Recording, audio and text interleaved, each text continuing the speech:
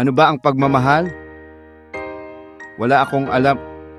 Ang alam ko lang, ang hapdi ng kumakalam na sikmura, lamig ng sahig, at ingay ng lansangan.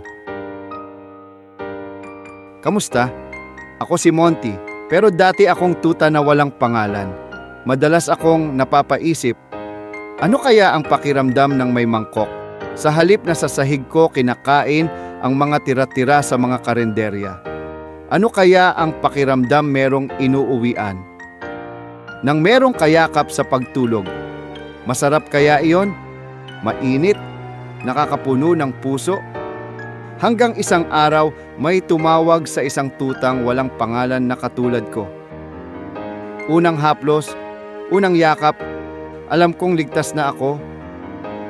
Lumakas ang mga paa ko, naging malusog, mas maligalig. Sa unang pagkakataon, alam kong malaya ako, walang tinatakasang panganib sa kalsada, sa maduming lansangan. Pinapasok niya ako sa mundo niya. Pinakain, tinuring na pamilya. Sa wakas, nakakatulog na ako nang walang takot. Madaming beses siyang nagkikwento.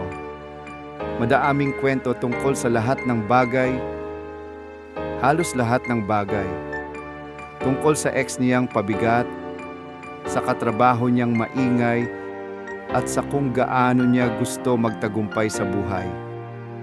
Kwento siya ng kwento at nakikinig lang ako.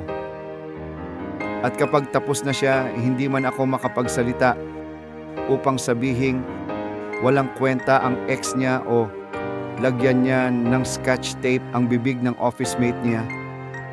Pinaliliguan ko na lang siya ng halik at laway.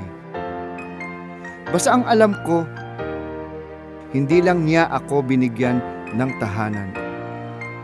Binigyan niya ako ng pamilya at sa wakas ng pangalan. Ako si Monty. Monty! Hi!